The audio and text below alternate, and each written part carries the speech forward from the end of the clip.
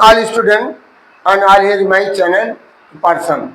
तो प्रत्येक श्रोताओं से मेरा विनम्र निवेदन है कि हमारे इस चैनल पर आप नए हैं तो सब्सक्राइब करना ना भूलें और वीडियो को लाइक करें, फॉलो करें, जिससे आपको नई नई जानकारियाँ वनडे कंपटीशन से संबंधित मोटिवेशनल से जानकारियाँ मिलती रहेंगी।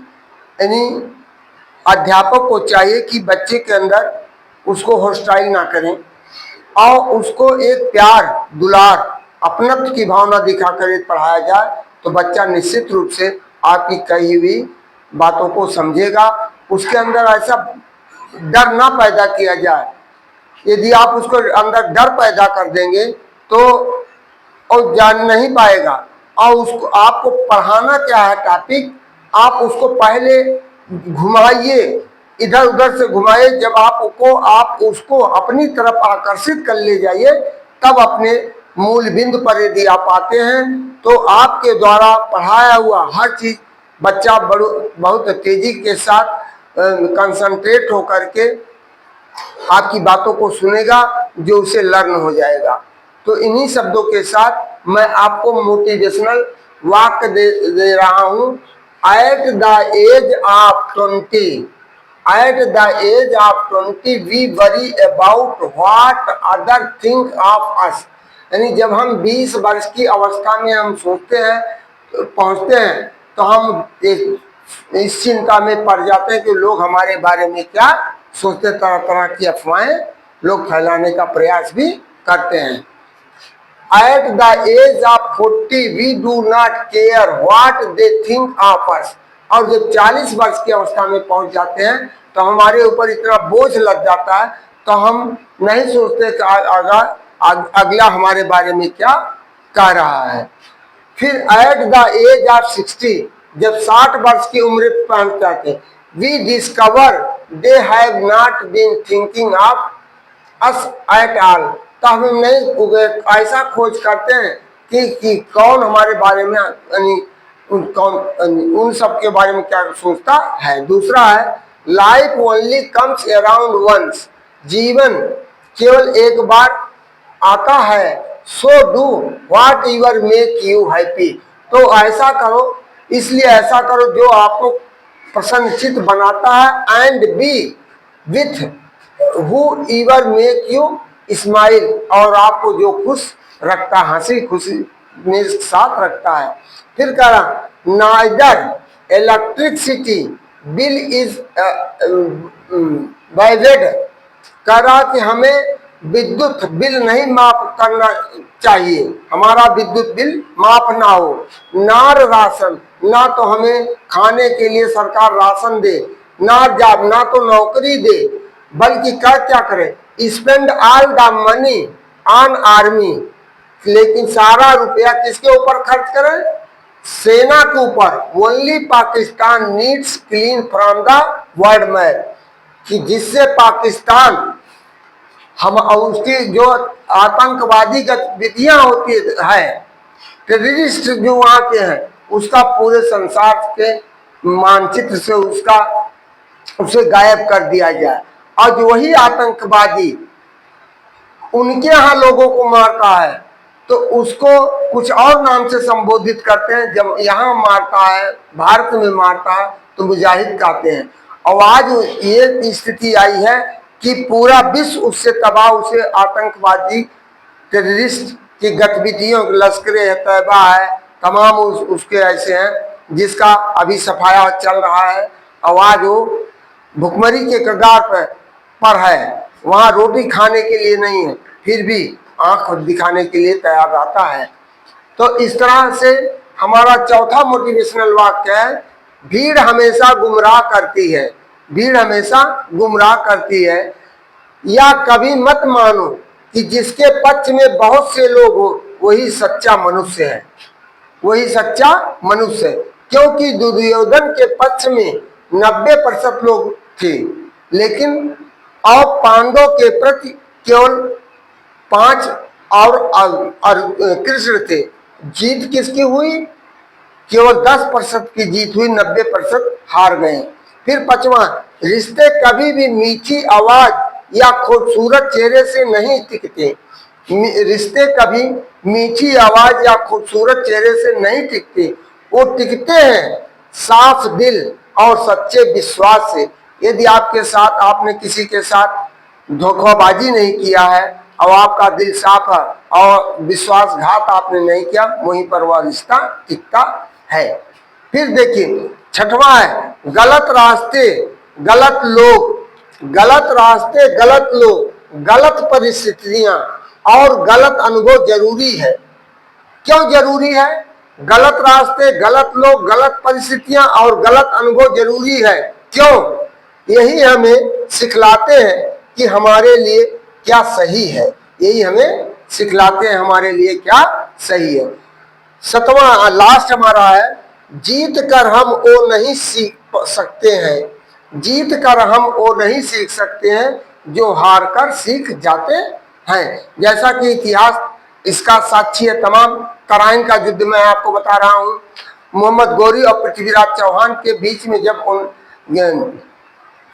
1191 में हुआ, इसमें मोहम्मद गौरी हारा और जो उसने अपने हार का कारण का पता लगाया तो 1192 में फिर तराइन के द्वितीय युद्ध में हुआ, पृथ्वीराज चौहान से लड़ा और उसमें जीत गया।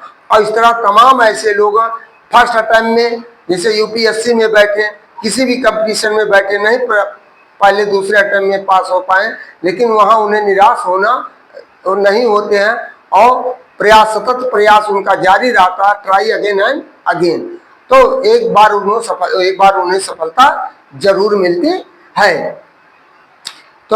तो इसी के साथ हम आपको आज साइंस के कुछ वनडे जीके क्वेश्चन और आंसर लेकर आए हैं, जिसमें हम ब्लड के बारे में ज्यादा इसमें आपको बताने जा रहे हैं कि ब्लड क्या है।